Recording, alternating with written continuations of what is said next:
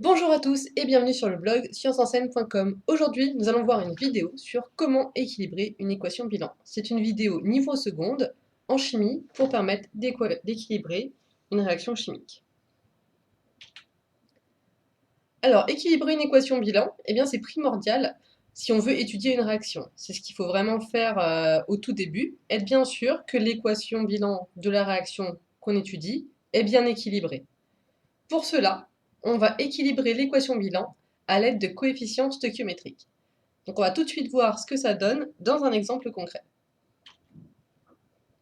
Donc on nous demande ici d'équilibrer l'équation bilan suivante. Donc on a la réaction de C3H8 avec un gaz Cl2, c'est du dichlore. Ça va donner deux composés, deux produits, qui sont du carbone et HCl, du chlorure d'hydrogène, ou de l'acide chlorhydrique. Les deux noms existent. Donc ici, on a les réactifs, C3H8 et Cl2, et ici, on a les produits C et HCl. Donc là, l'équation bilan qu'on nous donne, elle n'est pas du tout équilibrée. On voit par exemple qu'on a ici 3 atomes de carbone et de l'autre côté, on n'a qu'un seul. Donc voilà, donc le but du jeu, ça va être pas à pas d'équilibrer l'équation bilan. Donc la première chose à faire, en fait, c'est de déterminer quels sont les atomes qui sont en jeu et combien on en a de chaque côté. Donc en gros, leur répartition. Donc là, si on regarde du côté des réactifs, on a des atomes de carbone, des atomes d'hydrogène et des atomes de chlore. Du côté des produits, on vérifie quand même qu'on a les mêmes atomes, sauf s'il fallait équilibrer avec d'autres choses, mais bon là c'est un cas simple. Donc on a également des atomes de carbone, des atomes d'hydrogène et des atomes de chlore. Donc déjà, c'est bon, on a les mêmes atomes de part et d'autre. Donc là on fait un petit tableau avec les différents atomes, les atomes de carbone, les atomes d'hydrogène et les atomes de chlore. Du côté des réactifs, donc ici, on va compter notre nombre d'atomes. Alors combien on a d'atomes de carbone? Bien, on en a 3. Voilà, c'est 3H8. Combien on a d'atomes d'hydrogène? On en a 8. Et combien on a d'atomes de chlore? Eh bien, on en a 2. Ici, c'est une molécule de dichlore qui a 2 atomes de carbone. Maintenant, on va compter ce qu'on a du côté des produits. Eh bien, en atomes de carbone, on en a 1. Ça, c'est assez simple. Et on a une molécule de HCl, ce qui fait qu'on a un atome d'hydrogène et un atome de chlore. Alors, qu'est-ce qu'on fait maintenant qu'on a fait ça? Eh bien, on va équilibrer un à un les différents atomes.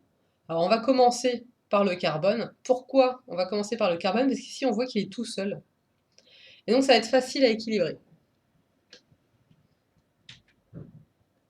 Donc, on va équilibrer les atomes de carbone avec des coefficients stoichiométriques. Voilà, les fameux coefficients stoichiométriques vont te permettre d'équilibrer l'équation bilan.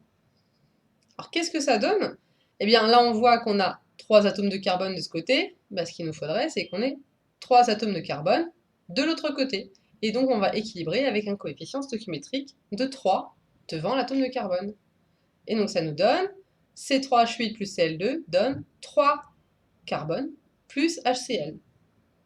Et donc, si on réécrit notre tableau, on voit ici qu'on a 3 atomes de carbone du côté des produits. Donc maintenant, c'est bon. On a la même chose des deux côtés. Il nous reste maintenant à équilibrer les atomes d'hydrogène et les atomes de chlore. Alors on va commencer ici par les atomes d'hydrogène, H8. Donc ici, on a 8 atomes d'hydrogène et on n'en a qu'un seul de l'autre côté. Et donc pour ça, pareil que tout à l'heure, on va mettre un coefficient stoichiométrique de 8 devant la molécule de HCl. Mais attention, qu'est-ce qu'on a fait ici? Donc on a mis un coefficient stoichiométrique de 8.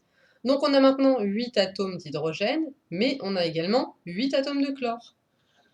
Donc on réécrit notre tableau en prenant soin de ne pas se tromper. Donc du côté des réactifs, on a toujours 3 atomes de carbone, 8 atomes d'hydrogène et 2 atomes de chlore. Mais du côté des produits, 3 atomes de carbone, 8 atomes d'hydrogène, mais on a 8 atomes de chlore. Et oui, Le coefficient stoichiométrique 8 ici, il s'applique à toute la molécule HCl. Donc on a 8 fois, voilà, on a 8 fois HCl en entier, donc c'est 8 atomes d'hydrogène et 8 atomes de chlore. Et donc maintenant, qu'est-ce qu'il nous reste à faire? Eh bien, il faudrait qu'on rajoute des atomes de chlore du côté des réactifs. Ici, on voit qu'on a affaire à une molécule de dichlore.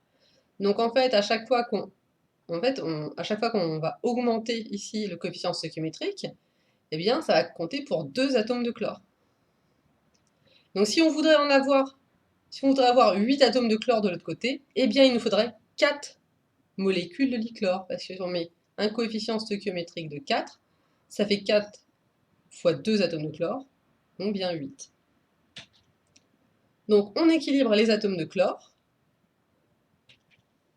et comme j'ai dit précédemment, pour obtenir 8 atomes de chlore du côté des réactifs, eh bien, on met un coefficient stoichiométrique de 4 devant la molécule Cl2, qui contient déjà 2 atomes de chlore.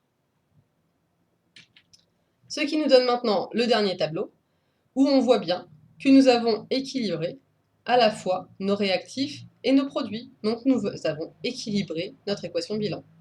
Voilà, j'espère que cette vidéo t'a aidé. N'hésite pas à poster des commentaires si tu as d'autres questions et je te répondrai rapidement. Voilà, à bientôt sur le blog scienceenseignes.com.